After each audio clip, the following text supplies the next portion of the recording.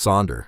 Imagine you're looking out at a building late at night, when your eyes land on a stranger standing by their window, and for a split second, it hits you. That person has a life just like yours. They have a favorite hobby, a crush they've been thinking about for a while, something new they're excited about, arguments that have been bothering them for a week. And this feeling is actually called Sonder. It was coined by writer John Koenig. A person is living a life as full as yours, and yet we don't feel this. We see thousands of faces every single day, and it feels like they're just NPCs. But each person has their own story that began long before we saw them and will continue long after we've forgotten their face. This feeling usually hits in crowded places: train station, busy street, and airport. Derealization. You're walking through a crowded place when all of a sudden everything feels strange, surrounded by noise and movement. And suddenly it all feels like a simulation, as if you're seeing yourself from outside your body. The world around you seems dreamlike, foggy, and artificial. Familiar places feel strangely unfamiliar. You know the world is real, but it doesn't feel like it. This is derealization, and it's more common than most people realize. Like you've stepped slightly outside of reality and can't quite find your way back in. It can last seconds or hours, and it's deeply unsettling, especially the first time it happens. It's also the brain's stress response.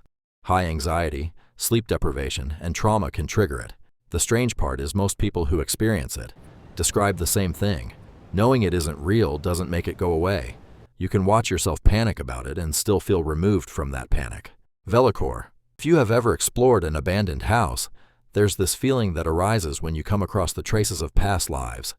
You genuinely begin to think about the people who once used to live there and imagine the stories they may have carried with them.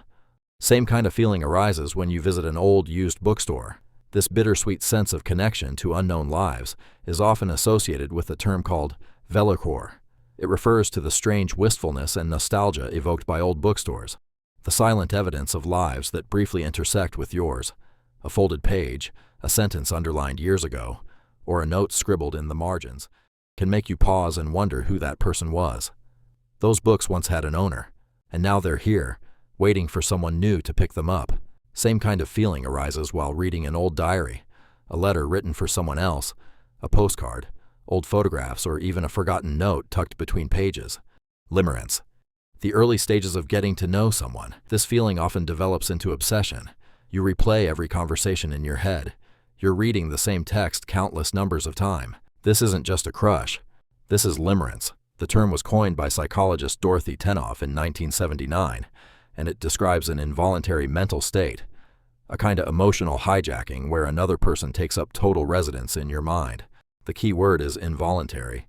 You didn't choose it. You actually don't want it, necessarily. It just happens, and it refuses to leave. Unlike healthy love, which thrives on security and mutual trust, limerence feeds on the thrill of the unknown. You are obsessed with figuring out if they like you back, which keeps you in a cycle of anxiety and anticipation. The moment you get clarity, either they're into you or they're not, the limerence often starts to dissolve. That's why unrequited feelings can last for years. The brain keeps feeding on the what if. It's been compared to OCD, to addiction, even to early-stage mania. And for people in the middle of it, that comparison doesn't feel dramatic at all. Kenopsia. A stadium an hour after the game ends, a school hallway at golden hour, an office on a Sunday afternoon. There's something deeply unsettling about these places. They're usually bustling with life, but seeing them abandoned and quiet gives off this odd feeling. It's like the absence of people is louder than their presence ever was. This is Kenopsia. It's the eerie, forlorn quality of a space designed for crowds that now sits totally empty. And it's almost impossible to imagine while you're still in it, knowing abstractly that the crowds will soon be gone, the lights shut off, the after silence. If you spend enough time in a place, it becomes infused with a certain meaning, with specific memories soaked deep into every corner of the room. It's hard to imagine that it could ever mean anything else. Everything says people were here, but the people are gone. It's almost like the space is grieving. Kenopsia is one of those feelings that photographs can capture, but never fully. You have to stand in it to understand it. The doorway effect. You're in the living room, and you remember you need something from the kitchen. You walk to the kitchen, and you're clueless. You walk back to the living room, and you immediately remember. This is the doorway effect, and it's been confirmed in multiple psychology studies. Here, your brain organizes memories in event files, packages of experience tied to specific environments or places. When you pass through a physical boundary, a doorway, your brain treats it as the start of a new event. It files away the previous moment and opens a fresh one. The intention you had in the living room, replaced by the present moment of standing in the kitchen. It's actually a feature, not a bug. It's how your brain efficiently moves between contexts. You can try forming a mental image of what you need before you get up, or just walk back through the door. Occhiolism. You're looking at the night sky, when for a brief moment, the universe feels impossibly large, like your life occupies an imperceptibly small corner of the universe. You question your existence, and it feels empty. The awareness of how small your experience is compared to the actual scale of everything, by which you couldn't possibly draw any meaningful conclusions at all. Some people find it freeing, if nothing matters that much in the big picture, and some find this unsettling, depending on their mood.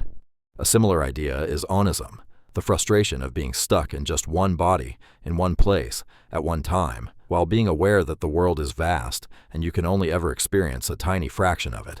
Every path you choose is also a decision not to choose 100 others. Social media has made this like a daily reminder.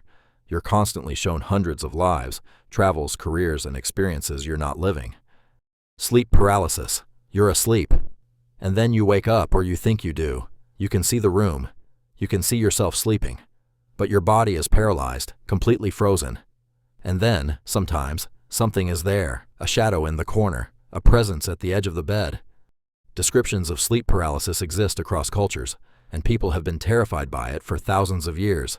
Medieval Europe called it the old hag, an evil spirit sitting on your chest.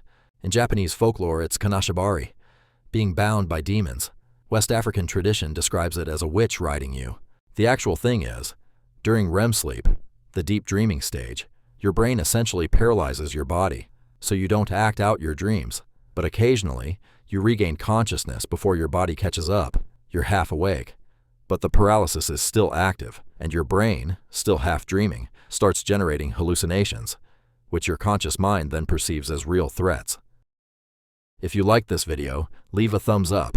If you really enjoyed it, don't forget to subscribe, and let me know in the comments what topic you'd like me to cover next.